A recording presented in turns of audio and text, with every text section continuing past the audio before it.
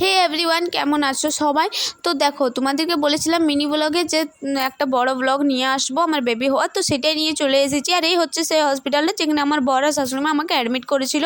তো অ্যাডমিট হওয়ার পর ডক্টর আমাকে চেক আপ করে বললো যে তোমার বেবি রাতের দিকে হবে, তো তুমি এখন খাওয়া দাওয়া করো, কারণ তোমার এখন ইঞ্জেকশন আর চেক আপ আছে। তো যার কারণে দেখো, এই দোকানটা যেটা আছে সেটা হসপিটালের মধ্যে আছে, কাছেই আছে। তো আমি বর আর শাশুড়িমা আমরা তিনজনাই চলে এসেছি এখন খাওয়া দাওয়া করতে। আর খাওয়া দাওয়া করার পর চলে যাব, আবার আমার চেক আপ আছে।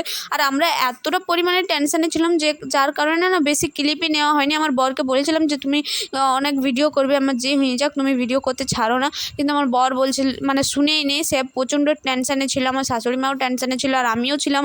যার কারণে যেটুকুই ক্লিপ নিয়েছি সেটুকুই তোমাদের সাথে কিন্তু শেয়ার করছি।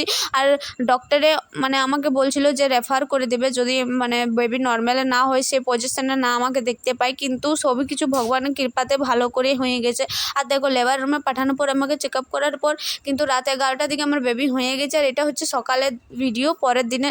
তো এখন আমি বেবিকে নিয়ে ভিডিও করছিলাম, আর এতটা কষ্ট হচ্ছিল শরীরের মধ্যে যে কিছু বলার নেই। কিন্তু বেবি হওয়ার পর সেই কষ্টগুলো আমার যেমন চলেই গেল, আর একটা আলাদা রকম ফিলিংস কাজ করছিল তাকে দেখে নিয়ে। মানে অদ্ভুত লাগছিল, হাসি পাচ্ছিল, কেমন লাগছিল আমি বলে বোঝাতে পারবো না। যারা মা হয়েছে তারাই এই জিনিসটা বুঝবে, আর যারা এখন পর্যন্ত মা হওনি, মা হবে, তাদের কথা বলি তো তোমরা একটু টেনশন নিও না, কারণ টেনশন যত নেবে তত তো তোমাদের প্রেশার বাড়বে, শরীরের মধ্যে প্রবলেম হবে।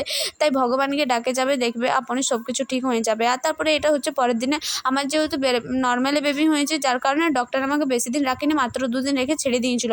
তো আমার প্রচণ্ড পরিমাণে ঘরের ভিতরে গরম লাগছিল, মানে হলের ভিতরে। যার কারণে মাকে বললাম যে তুমি বেবির কাছে থাকো, আমি এখনই আসছি। বাইরে থেকে হাওয়া খেয়ে বাইরে ঘুরছিলাম, আর তারপরে বেবির কাছে চলে এলাম। আর বেবির না প্রচণ্ড সর্দি হয়ে গেছিলো, যার কারণে মা ওকে আউটডোরে দেখিয়ে নিয়ে এলো। আর এটা হচ্ছে তারপরের দিনের ভিডিও, আমাদেরকে ছুটি দিয়ে দিয়েছে, আর এখন আমরা ঘর চলে এসেছি। আর দেখো, আমার বেবি শুয়ে আছে। আর আজকে হচ্ছে 4 দিন।